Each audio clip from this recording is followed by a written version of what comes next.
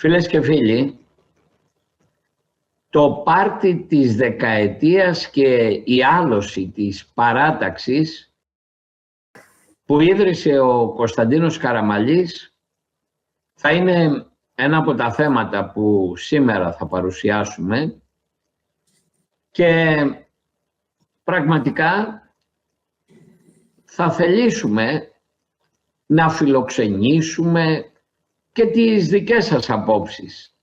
Πράγματι, είναι λόγος γιορτής τα 10 χρόνια στην ηγεσία της παράταξης που ίδρυσε ο Κωνσταντίνος Καραμαλής, 10 χρόνια ηγεσίας από τον Κυριάκο Μητσοτάκη, ή απλά γιορτάζουν το φέουδό τους?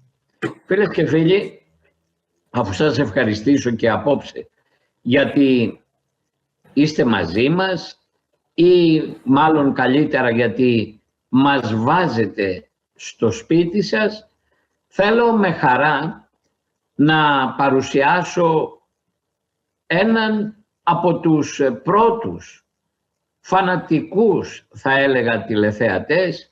Δεν χάνει η εκπομπή μας, εδώ και χρόνια την εκπομπή το Μαξίμου ακούει, τον Χρήστο Μουτζούρα, γιατί θέλουμε, εκτός από τα μηνύματα, τα email, τα SMS, τα τηλέφωνα, θέλουμε να βγαίνετε και εσείς ζωντανά και με εικόνα και με φωνή και με όλα τα σύγχρονα τεχνολογικά μέσα που θα μπορούσε από το σπίτι σας, από το γραφείο σας, ή να έρθετε στο στούντιο για να πείτε εσείς τη δικιά σας άποψη για τα τρέχοντα ζητήματα, αλλά και για τις αγωνίες, για τα προβλήματα που αντιμετωπίζει σήμερα ο ελληνικός λαός. Έτσι λοιπόν θέλω ευθύς αμέσως να δώσω το λόγο σε έναν από εσάς, αφού όπως σας είπα σήμερα δεν θα μιλήσουμε για μια επετειακή εκδήλωση, ούτε για μια κομματική γιορτή. Θα μιλήσουμε για ένα πολιτικό σύμπτωμα, για ένα σημάδι παρακμής, για ένα καμπανάκι κινδύνου, για μια προκλητική φιέστα που στήθηκε για να εμφανιστεί ντε και καλά ως θρίαμβος, αν είναι δυνατόν, ως θρίαμβος αυτό που στην κοινωνία μοιάζει όλο και περισσότερο με φθορά, αποσύνδεση, αλαζονία. Και 10 χρόνια ηγεσίας Κυριάκου Μητσοτάκη του δεύτερου, του μικρού, όπως θα γράψει η ιστορία, στη Νέα Δημοκρατία 10 χρόνια, που αντί για να είναι μια ευκαιρία αυτοκριτικής, λογοδοσίας, επανασύνδεσης με τη λαϊκή βάση και τις αρχές της κοινωνικής πατριωτικής κεντροδεξιάς, έγιναν με θράσος ένα πανηγύρι αυτοδοξασμού. Ένα κόβουμε πίτα και χειροκροτάμε τον εαυτό μας στα γραφεία της Πειραιώς, με πρωταγωνιστή τον ίδιο, τον Μητσοτάκη, τον Β, για να σφραγιστεί επικοινωνιακά η δεκαετής κυριαρχία του πάνω στο κόμμα. Έτσι λοιπόν εγώ σταματώ εδώ και θα συνεχίσω αμέσως μετά, παρακαλώντας τον Χρήστο Μουτζούρα να μας πει την δικιά του άποψη για αυτό το γεγονός, αλλά και για ό,τι άλλο ήθελε στο χρόνο της φιλοξενίας του στην εκπομπή μας, αφού τον ευχαριστήσω για άλλη μια φορά. Ακούμε με προσοχή, με ανοιχτά αυτιά. Φίλε Νίκο, με ακούς? Πολύ καλά.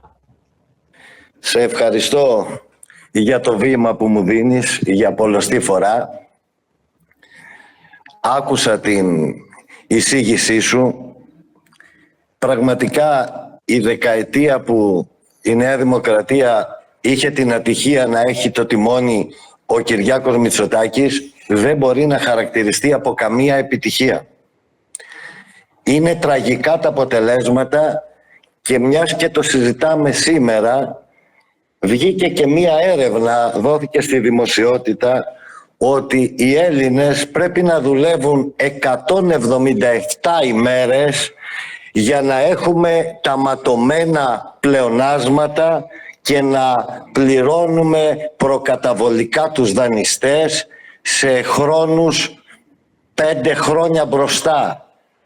Είναι τρομερό να έχουμε όλο αυτό το χρονικό διάστημα τα μέσα μαζικής ενημέρωσης πανελλήνιας εμβέλειας να μας παγανδίζουν ότι ο Κυριάκος Μητσοτάκης είναι ο απόλυτος κυρίαρχος, η χώρα βρίσκεται σε αναπτυξιακή τροχιά και δεν υπάρχει κανένας καλύτερος από αυτόν.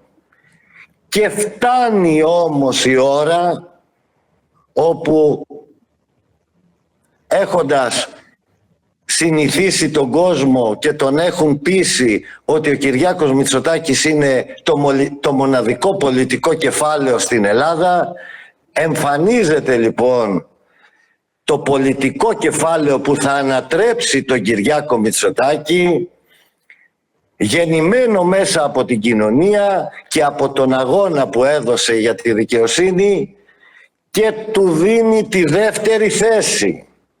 Ή τέλος πάντων δεν του δίνει το δικαίωμα να εμφανίζεται ότι είναι ο απόλυτος ηγέτης στην Ελλάδα. Αυτό το πολιτικό κεφάλαιο που σιγά σιγά έχει πάρει τη μορφή χιονοστιβάδα στην Ελλάδα είναι η Μαρία Καριστιανού. Κάποιοι φεδροί μόνο δεν το καταλαβαίνουν. Αυτή είναι η δική μου άποψη και ό,τι άλλο θέλεις τώρα με ρωτάς. Ήθελα μία ερώτηση μόνο και να σε ευχαριστήσω και πάλι. Έχεις και λόγω της επαγγελματικής σου ιδιότητος, αλλά και λόγω της ενεργού συμμετοχής σου ως απλού πολίτου, έχεις καλύτερα ακούσματα, χωρίς παραμορφωτικούς φακούς, συμφίλτρα, την δυνατότητα να μεταφέρεις αυτά που συζητούν οι συμπατριώτες μας στο λεκανοπέδιο της Αττικής και έξω από το λεκανοπέδιο. Έχουν αντιληφθεί τι ήταν η συμφωνία που μόλις προχθές ο Μητσοτάκης δια των δικών του ευρωβουλευτών ψήφισε να εισάγουμε από τη Λατινική Αμερική αγροτικά προϊόντα, δηλαδή εκεί κάτω στη σκάλα Λακωνίας και στα άλλα τα χωριά που έχουν σπουδαία οπωροκυπευτικά, στην Κόρινθο και όπου αλλού εσύ βρίσκεσαι, τι ακούς? Έχουν καταλάβει οι αγρότες που βρίσκονται τώρα στο Ζενίθ ενός τίμιο αγώνα για την επιβίωσή τους, ότι με αυτή την υπογραφή που έβαλε ο Μητσοτάκης και δεν βάλανε άλλοι Ευρωπαίοι ηγέτες, ουσιαστικά τους στέλνει στο Ταμείο Ανεργίας?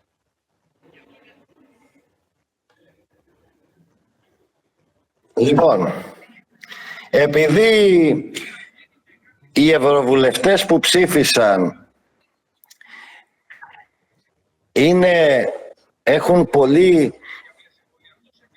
κακή εντύπωση για τους αγρότες, θα σε πάω 15 χρόνια ακριβώς πίσω, αυτό που μου είπαν και συζητάνε οι άνθρωποι με τα λερωμένα ρούχα, αυτούς που οι κύριοι ατσαλάκωτοι τους συμπεριφέρονται ως υποδιέστερους, ως δευτεράτζες. Ξέρεις τι μου θύμισαν?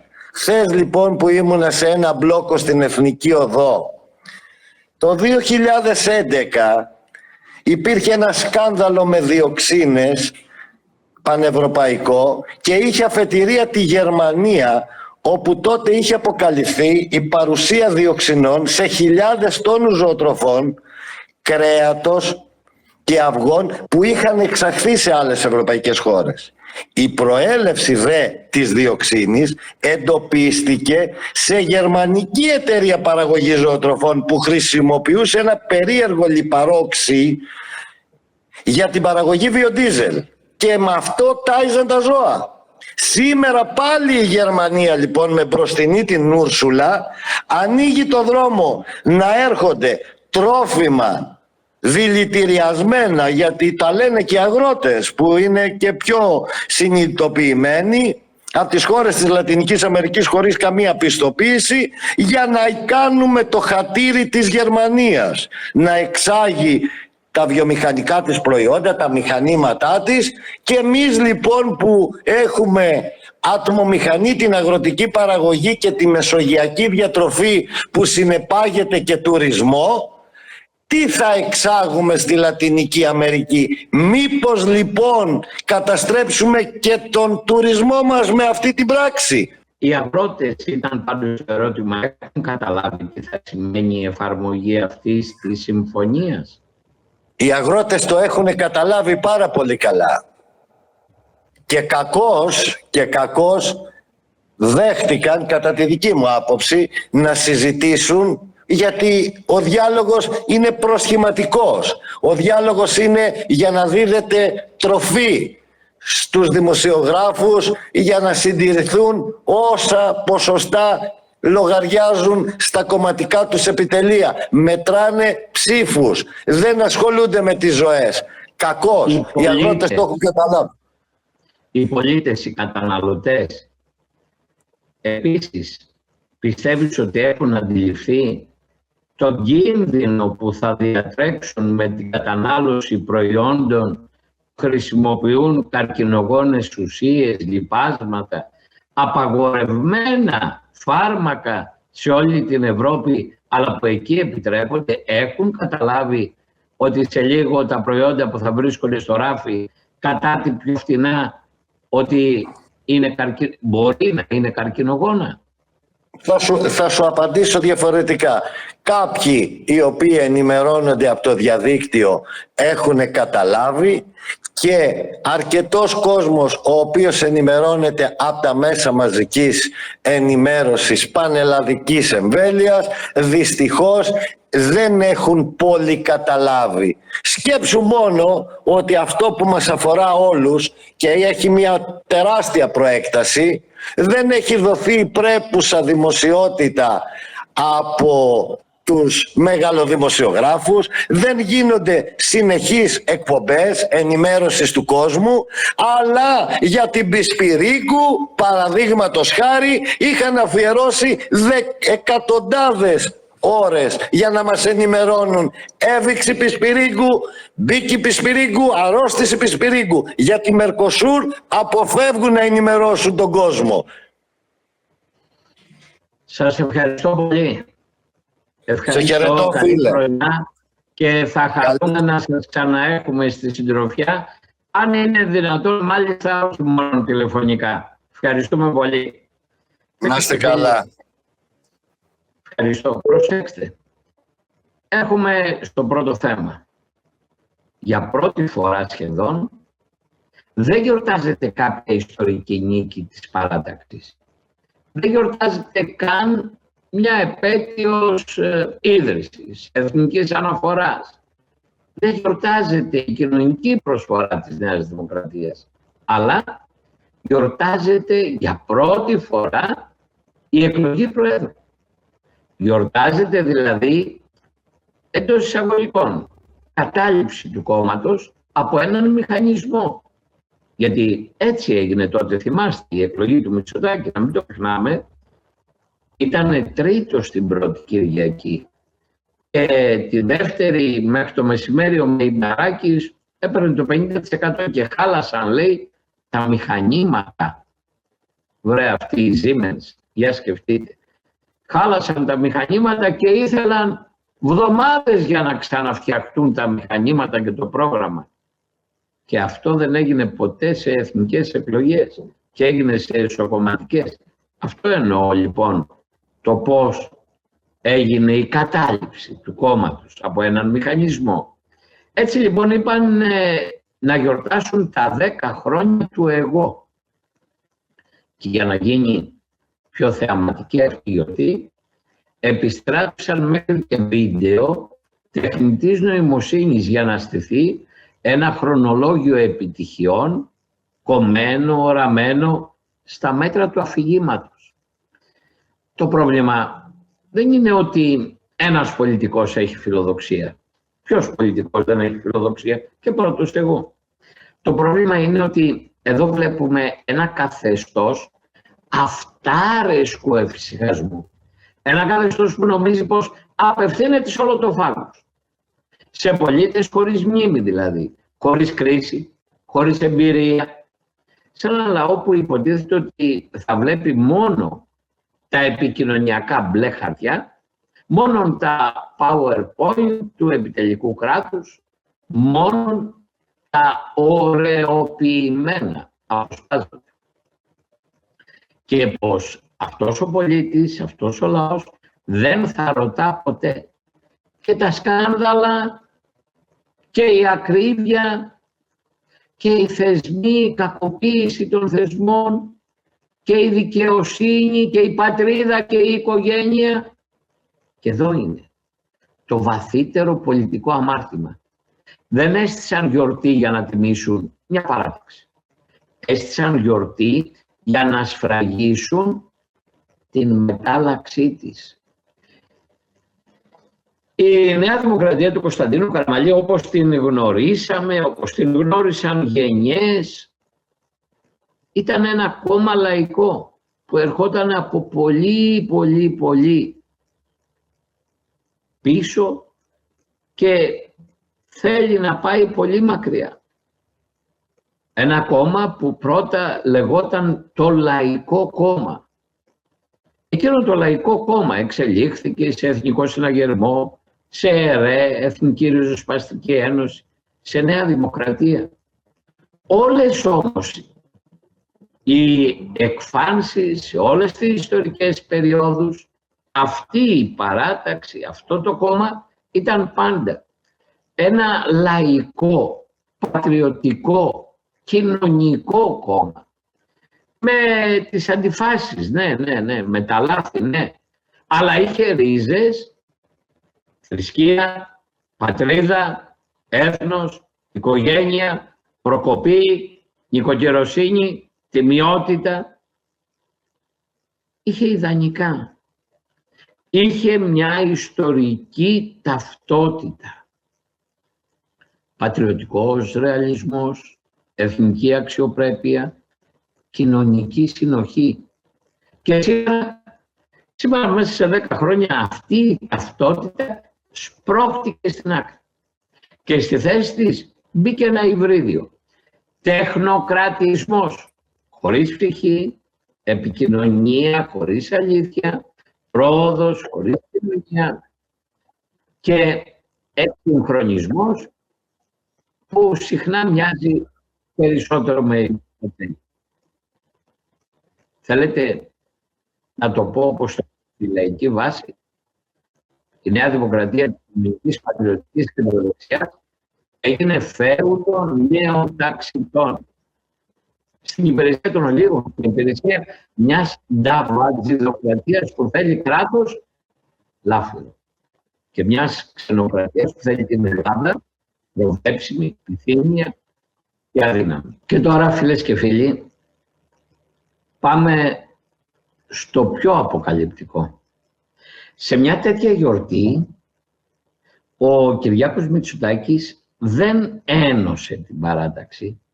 Αντίθετα, έβαλε απέναντί του ιστορικά κεφάλαια της παράταξης. Ιστορικά στελέχη. Έσπηρε ρήξη, ένταση, εσωτερική ψυχρότητα.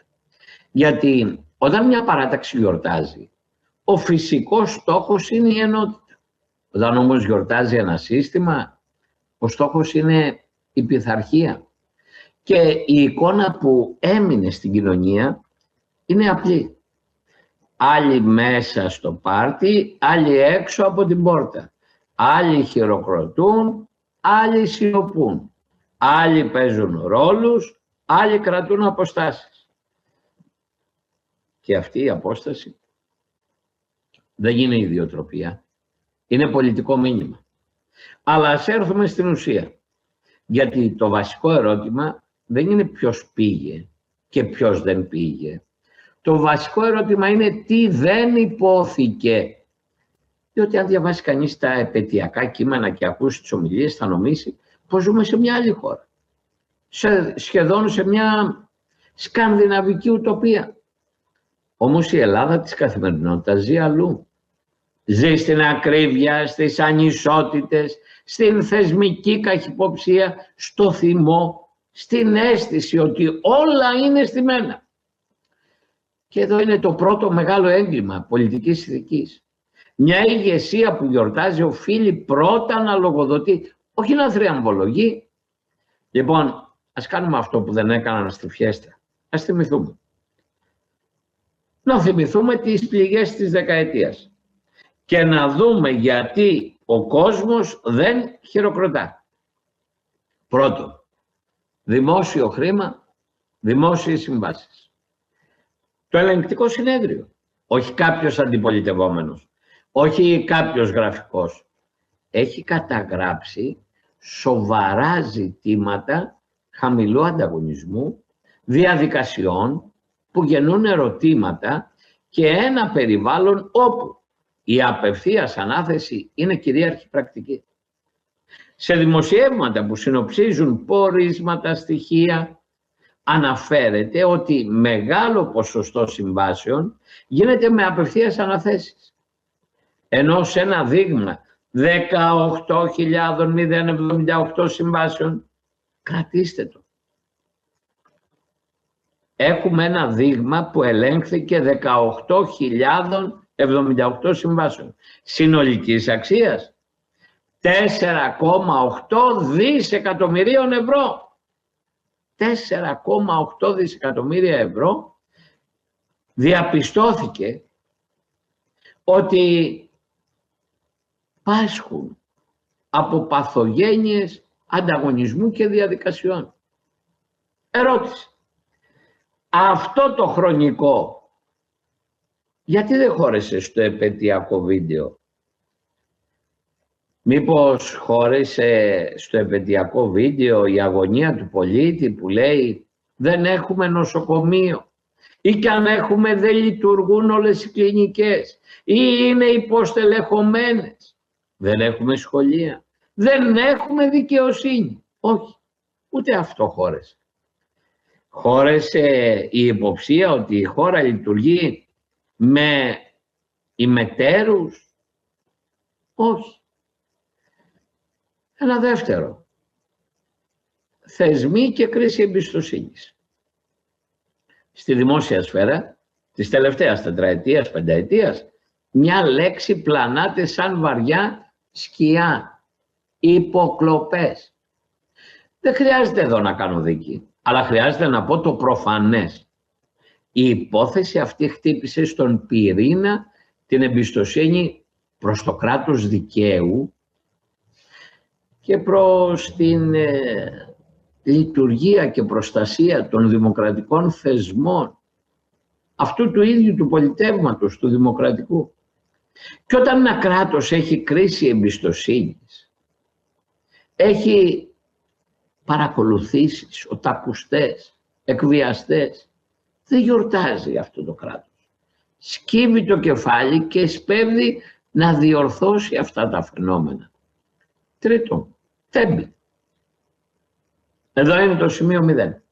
Εδώ είναι το ρήγμα που δεν κλείνει με βίντεο, γιατί όταν μια χώρα θρηνεί 57 ψυχές, όταν μια κοινωνία νιώθει ότι δεν αποδόθηκε ακόμα πλήρης δικαιοσύνη, όταν οι πολίτες κατεβαίνουν κατά εκατοντάδες χιλιάδες στους δρόμους, τότε η πολιτική ηγεσία δεν μπορεί να παριστάνει ότι όλα πήγαν καλά. Και κυρίως δεν μπορεί να παίζει με τη μνήμη. Και εδώ μπαίνει το μεγάλο πολιτικό παράδοξο που γεννά την οργή. Οι ίδιοι που μιλούν για σταθερότητα και θεσμούς βρίσκονται συχνά αντιμέτωποι με μια κοινωνία που τους απαντά εμείς ζητάμε δικαιοσύνη και δεν τη βλέπουμε. Τέταρτο, ο ΠΚΠ και πρωτογενής τομέας. Στην Ελλάδα της περιφέρειας, στην άλλη Ελλάδα δηλαδή, και το ξέρω καλά, ο αγρότης δεν έχει πολυτέλεια για θεωρίες. Θέλει καθαρές διαδικασίες, δίκαιες ενισχύσεις και προοπτική. Όταν όμως ο αγροτικός κόσμος βράζει όταν μιλά για αδικίες, όταν η κοινωνία ακούει για μηχανισμούς και παραθυράκια, όταν ακούει για ρεμούλες και σκάνδαλα, για δισεκατομμύρια που έφαγαν οι κολλητοί του Μητσοτάκη του Β, τότε δεν μπορεί. Δεν μπορεί κανείς να το σβήνει από το timeline. Πέμπτο, ακρίβεια και αγοραστική δύναμη. Και εδώ με στοιχεία ας μιλήσουμε. Σύμφωνα με τα στοιχεία του Eurostat, για το 2024 η Ελλάδα βρίσκεται χαμηλά στην κατακεφαλή οικονομική επίδοση σε μονάδες αγοραστικής δύναμης, με τις χαμηλότερες επιδόσεις στην Ευρωπαϊκή Ένωση να καταγράφονται σε Βουλγαρία, Λετονία και Ελλάδα του Κυριάκου Μητσοτάκη. Και σε όρους ηλικής ευημερίας των νοικοκυριών, η Eurostat, όχι η αντιπολίτευση, η Eurostat δείχνει επίσης μεγάλες αποκλίσεις μεταξύ κρατών μελών, με την Ελλάδα να παραμένει στη χαμηλότερη ζώνη. Άρα, όταν ο πολίτης στο σούπερ μάρκετ νιώθει ότι δεν βγαίνει, όταν ο νέος άνθρωπος νιώθει ότι δεν θα φτιάξω ποτέ οικογένεια, όταν ο εργαζόμενος νιώθει ότι δουλεύω και δεν ζω, δεν του αρκεί να του πεις επενδυτική βαθμίδα. Σου λέει ωραία. Και εγώ τότε γιατί είμαι φτωχός. Και τώρα πάμε στο κομματικό επίπεδο, γιατί και αυτό έχει σημασία. Χρέη. Υπάρχουν δημοσιεύματα που αναφέρονται σε πολύ υψηλά χρέη του κόμματος, του Μητσοτάκη, με αναφορές γύρω από τα 542 εκατομμύρια ευρώ για το 2024, με βάση τον ισολογισμό, έτσι, τον ισολογισμό που επικαλούνται. Ερώτηση. Σε ποια άλλη χώρα ένα κόμμα που χρωστά τέτοια ποσά κάνει φιέστα αυτάρεσκη σαν να είναι εταιρεία με κέρδη? Σε ποια άλλη χώρα? Δεν θα υπήρχε τουλάχιστον δημόσια συζήτηση, λογοδοσία, διαφάνεια? Και εδώ κάποιοι θα πούν κομματικά οικονομικά είναι. Ναι, αλλά όταν κυβερνάς είναι και το πολιτικό ήθος. Και τα λεφτά αυτά είναι από τον κρατικό κουρβανά, δηλαδή από τους Έλληνες φορολογούμενους. Και ας πάμε στο ιδεολογικό κομμάτι, εκεί που πονά περισσότερο τη βάση της παράταξης. Θρησκεία, πατρίδα, έθνος, οικογένεια. Η βάση της Νέας Δημοκρατίας. Δεν είναι ένα άθροισμα λογιστικών φύλων, είναι άνθρωποι. Είναι οικογένειες, είναι παραδόσεις, είναι κοινότητες, είναι τοπικές κοινωνίες, είναι εκκλησία, είναι ήθη, είναι έθιμα, είναι πατρίδα, είναι οι ρίζες μας. Και εδώ ακούστηκε δυνατά πάλι και πολλάκι στα τελευταία χρόνια. Μας εγκαταλείψατε. Και όταν ο άλλος νιώθει ότι του αλλάζει τη ζωή με ιδεολογικές ατζέντες που δεν τον ρώτησες, που δεν έχουν καμία σχέση με τα πιστεύω τις βάσεις του κόμματός σου, όταν νιώθει ότι η οικογένεια αντιμετωπίζεται σαν ένα τεχνικό ζήτημα και όχι σαν μια ιερή κοινωνική ρίζα, τότε δεν επιστρέφει με πανηγυρικά χειροκροτήματα. Επιστρέφει, αν επιστρέψει, γιατί μέχρι σήμερα από τη θέσπιση του γάμου των ομόφυλων ζευγαριών και εντεύθεν, όλες οι δημοσκοπήσεις δείχνουν ότι κανείς δεν επέστρεψε. Μα ποτέ δεν του μίλησαν με αλήθεια και σεβασμό. Και τώρα πάμε στο πιο πολιτικά εκρηκτικό, τέχνικα.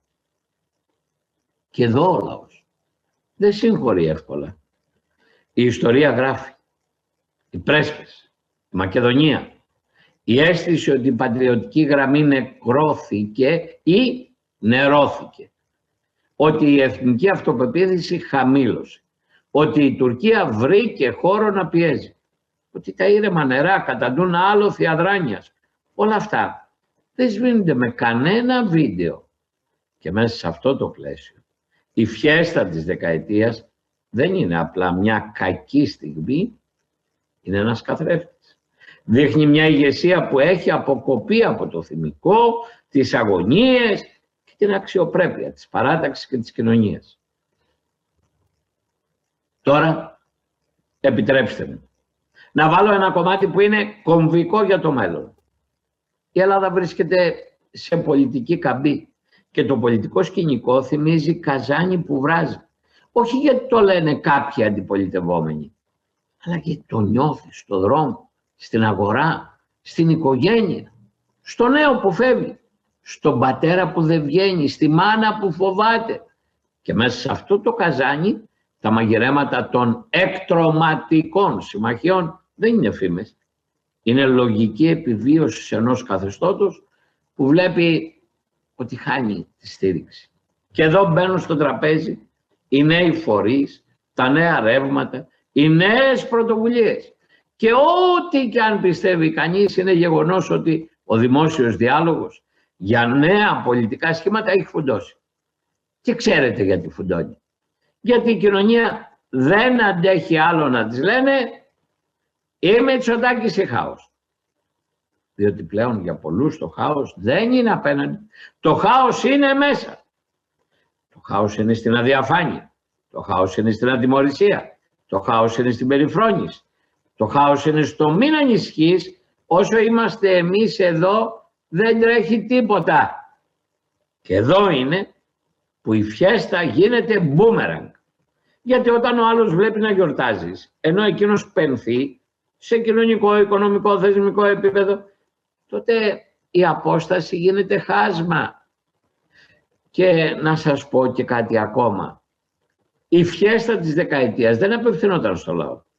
Απευθυνόταν στους δελφίνους, στους επίδοξους διαδόχους. Ήταν μια προειδοποίηση. Εγώ είμαι εδώ και εγώ είμαι το κόμμα. Μόνο που αυτό ακριβώς σε μια δημοκρατική παράταξη είναι επικίνδυνο. Γιατί όταν ο αρχηγός γίνεται το κόμμα τότε γίνεται φέουδο. Και τώρα ας το κλείσουμε με το πολιτικό δίλημμα που έρχεται. Η Ελλάδα δεν χρειάζεται άλλες φιέστες. Χρειάζεται σχέδιο, ναι. Χρειάζεται θεσμική κάθαρση, ναι. Χρειάζεται δικαιοσύνη. Χρειάζεται πατριωτική στρατηγική. Χρειάζεται κοινωνική προστασία. Χρειάζεται αξιοκρατία. Χρειάζεται οικογένεια. Χρειάζεται πίστη. Χρειάζεται αξιοπρέπεια. Και κυρίως φίλες και φίλοι, χρειάζεται μια πολιτική ηγεσία που να μην προκαλεί. Γιατί υπάρχουν στιγμές που η αλαζονία δεν είναι απλώς κακόγουστο. Είναι πολιτικό λάθος ιστορικών διαστάσεων. Και αν κάτι μας διδάσκει η ιστορία της ελληνικής κεντροδεξιάς, είναι αυτό. Η παράταξη άντεξε όταν σεβάστηκε το λαό και κατέρευσε όταν περιφρόνησε τη βάση της. Επομένως, το πάρτι της δεκαετίας μπορεί να μείνει ως τηλεοπτικό στιγμιότυπο. Αλλά στην κοινωνία θα μείνει ως σύμβολο. Σύμβολο μιας εξουσίας που γιόρταζε την ώρα που ο λαός αγκομακούσε.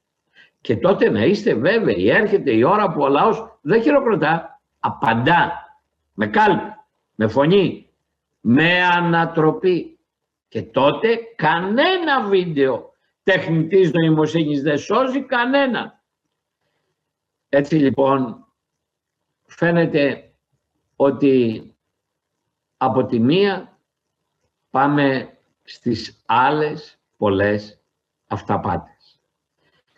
Και εδώ παρακαλώ πολύ να μείνετε κοντά μας για να μιλήσουμε για κάτι πραγματικά εξαιρετικά ενδιαφέρον. Αυτό θα μπορούσε να είναι και το δεύτερο μέρος ή το τελευταίο μέρος της σημερινής μας εκπομπής. Θα ήθελα λοιπόν να σας παρακαλέσω να μείνουμε μέχρι το τέλος, να προβληματιστούμε μαζί. Υπάρχουν κάποιες στιγμές στην ιστορία που το κρίσιμο δεν είναι αν μας αρέσει αυτό που συμβαίνει. Το κρίσιμο είναι αν καταλαβαίνουμε τι σημαίνει. Γιατί ξέρετε, Το μου αρέσει, δεν μου αρέσει, είναι πολυτέλεια. Είναι συζήτηση για ήσυχες εποχές. Εμείς όμως δεν ζούμε πια σε ήσυχες εποχές. Ζούμε σε εποχές που οι πλάκες μετακινούνται, που ο κόσμος αλλάζει γρήγορα, που οι χάρτες ξαναγράφονται, οι οικονομίες ξανατοποθετούνται, οι κοινωνίες αναταράσσονται και οι συμμαχίες δοκιμάζονται.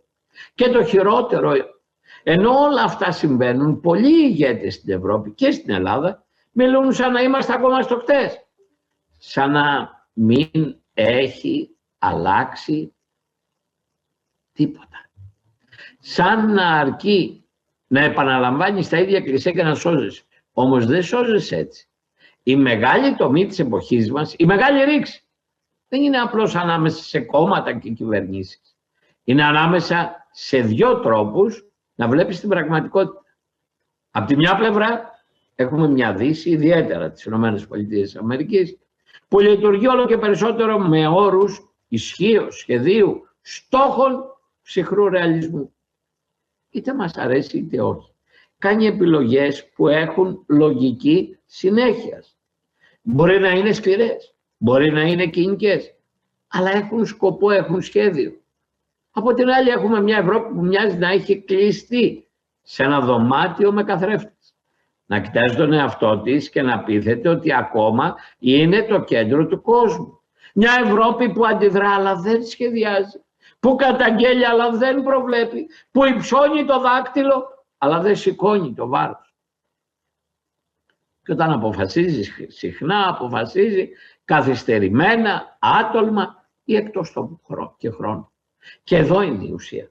Δεν μπορείς να αντιμετωπίσεις έναν κόσμο που αλλάζει ραγδαία με εργαλεία που σχεδιάστηκαν για έναν κόσμο που δεν υπάρχει πια. Ας το πούμε με απλά λόγια. Η πολιτική σήμερα είναι σαν την αυσιπλοεία. Αν πιστέψεις ότι ο άνεμος και τα ρεύματα θα υπακούσουν στα συνθήματά σου, δεν θα ναυαγίσεις.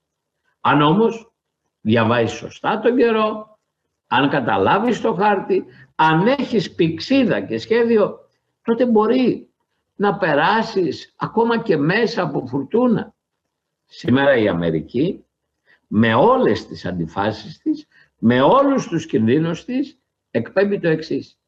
Ξέρω ποιος είναι ο μεγάλος αντίπαλος. Ξέρω τι θέλω και θα κινηθώ ανάλογα. Η Ευρώπη αντίθετα. Μοιάζει να εκπέμπει. Θέλω να συνεχίσει ο κόσμος να είναι όπως ήταν, γιατί εγώ έτσι έμαθα να λειτουργώ. Αλλά ο κόσμος δεν ρωτάει κανένα. Ποιος είναι ο μεγάλος αντίπαλος της Αμερικής σήμερα? Όχι η Ρωσία, όχι η Μόσχα, αλλά είναι το Πεκίνο, είναι η Κίνα. Αυτό δεν είναι ιδεολογία, είναι γεωπολιτική και οικονομική πραγματικότητα.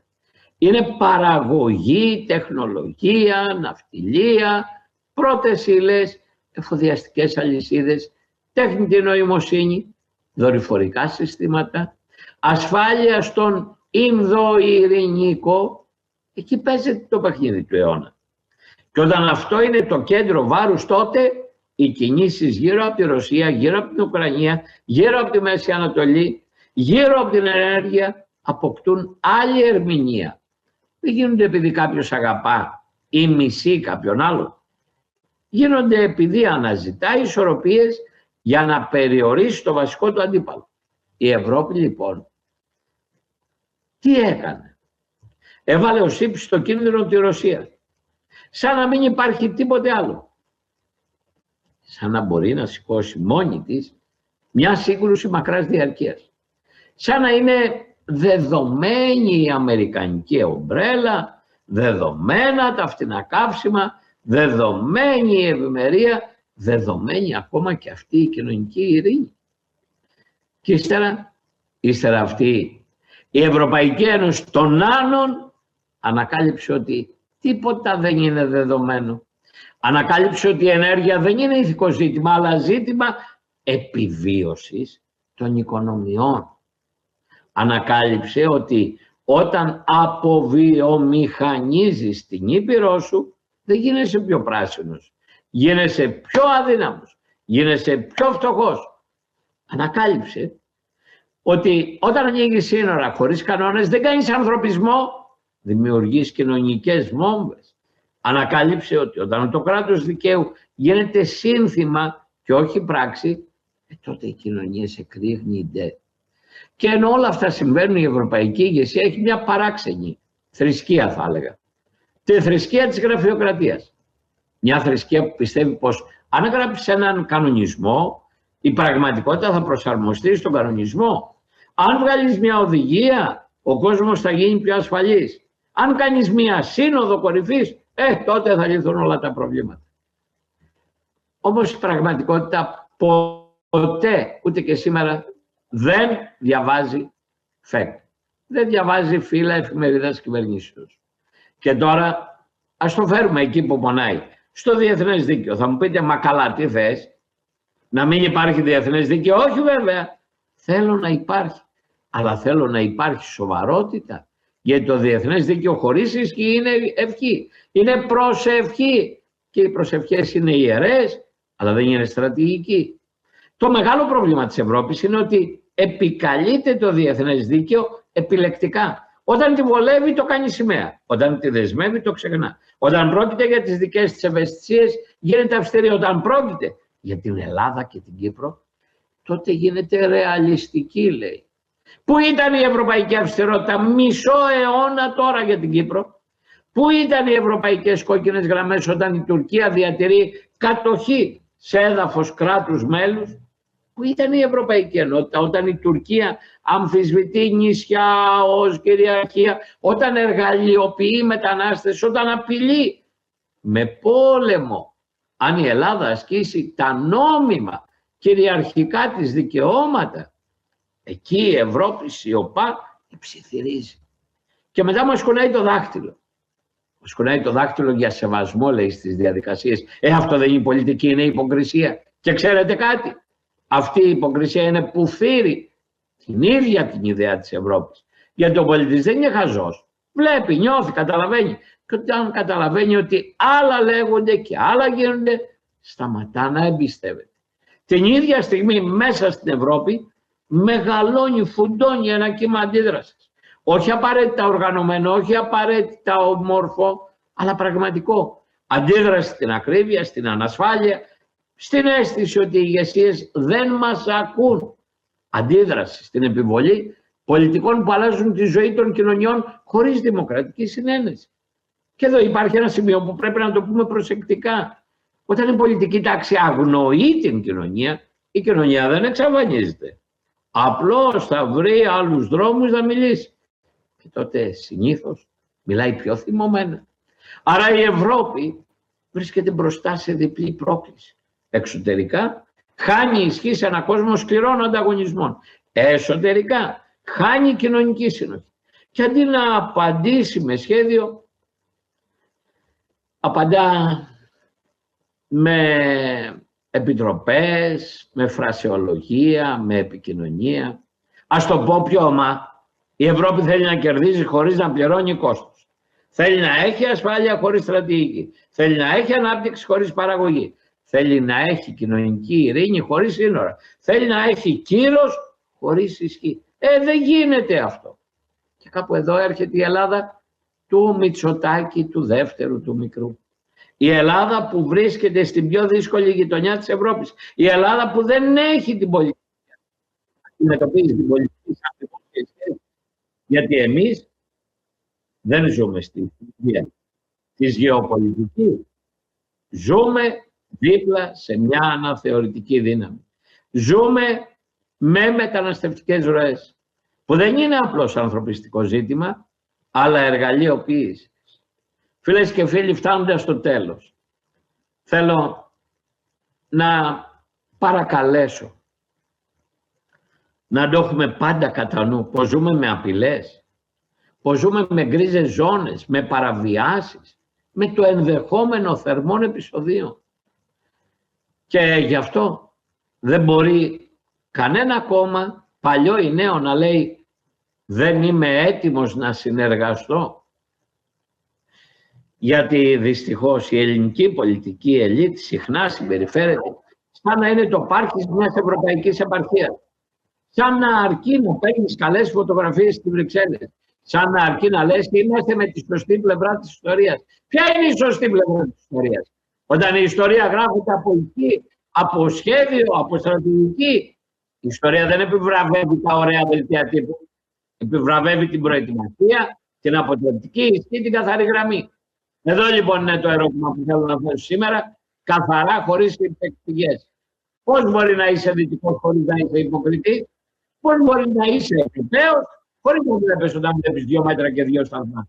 Πώς μπορεί να κοιτάς το μέλλον της χώρας του χωρίς να σε κάνει αγωνία όταν βλέπεις έλλειψη στρατηγικής? Και πώς μπορείς να αντέχεις την ελληνική αφασία όταν γύρω σου αναδιατάσσεται ο κόσμος?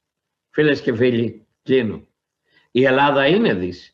Είναι πολιτισμικά, ιστορικά, πνευματικά. Εμείς δώσαμε το δυτικό, στον δυτικό κόσμο θεμέλια. Δεν μας τα χάρισε κανείς. Όμως η Δύση σήμερα δεν είναι μία. Υπάρχουν διαφορετικά δυτικά μοντέλα. Εμείς καλούμαστε να ακολουθήσουμε και να απαντήσουμε στο δίλημμα για την Ελλάδα, που δεν είναι Δύση ή όχι Δύση, αλλά ποια Δύση, και πώς θα υπάρξουμε μέσα σε αυτήν χωρίς να χαθούμε.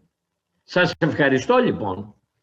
Σας ευχαριστώ που μένετε μέχρι τέλους, γιατί θέλω να μιλήσω για αυτό το σχέδιο καταρχήν με τα 3 θεμελιώδη στοιχεία: την ασφάλεια, την οικονομία, την κοινωνική συνοχή.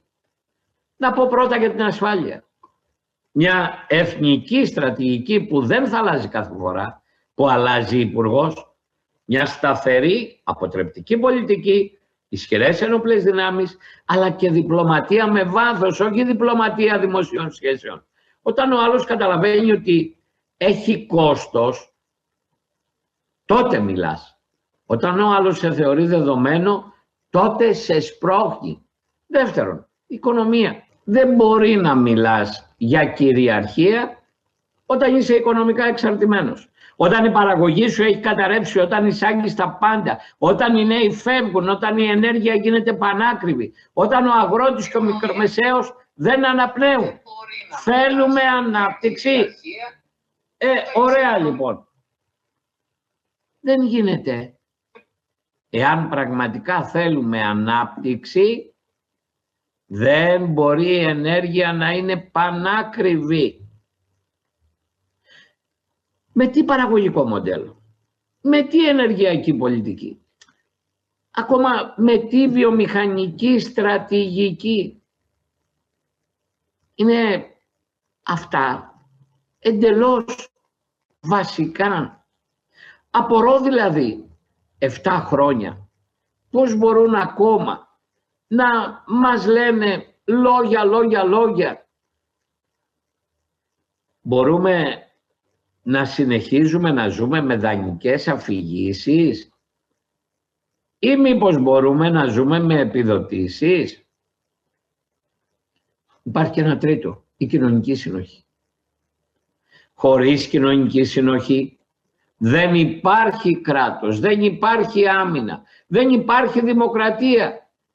Και κοινωνική συνοχή σημαίνει ασφάλεια στις γειτονιές, σημαίνει σύνορα που φυλάσσονται, σημαίνει κανόνες, σημαίνει δικαιοσύνη που λειτουργεί, σημαίνει αξιοκρατία, σημαίνει παιδεία, που δεν αυτό υπονομεύεται. Θα μου πείτε, μα αυτά είναι δύσκολα. Ναι, είναι δύσκολα, αλλά είναι αναγκαία, γιατί η εναλλακτική είναι να συνεχίσουμε να κρυβόμαστε πίσω από ωραίες λέξεις, ενώ ο κόσμος θα τρέχει. Και εδώ υπάρχει ένα σημείο που θέλω να το φωτίσω. Η Ευρώπη σήμερα επιμένει σε πολιτικές που οι κοινωνίες τις απορρίπτουν. Όταν το κάνει αυτό δεν εκπαιδεύει τους λαούς, τους εξοργίζει. Και όταν οι λαοί εξοργίζονται, ανοίγει ο δρόμος για ακραίες λύσεις ή για επικίνδυνες αποσταθεροποιήσεις. Η Ελλάδα πρέπει να είναι προσεκτική, να μην παρασυρθεί ούτε από την υποκρισία της ευρωπαϊκής ελίτ, ούτε από το θυμικό που γεννά αδιέξοδα. Θέλουμε νηφαλιότητα. Αλλά νηφαλιότητα δεν σημαίνει παθητικότητα, Σημαίνει καθαρή ματιά. Σημαίνει καθαρό βλέμμα. Να πούμε την αλήθεια. Η Ελλάδα χρειάζεται μια Ευρώπη πιο σοβαρή, πιο στιβαρή, πιο ρεαλιστική, πιο προστατευτική προς τα κράτη-μέλη της. Όχι μόνο στα χαρτιά. Μια Ευρώπη της κοινωνικής συνοχής, της κοινωνικής προόδου, της αλληλεγγύης. Αυτό όμως δεν εξαρτάται, θα μου πείτε, μόνο από εμάς και από το Μητσοτάκη. Ναι, βεβαίως. Εξαρτάται από τους μεγάλους παίκτες, από τα συμφέροντα, από τη γερμανική ατζέντα, από τις ισορροπίες. Όμως αυτό που εξαρτάται από εμάς είναι να έχουμε μια άλλη Ελλάδα.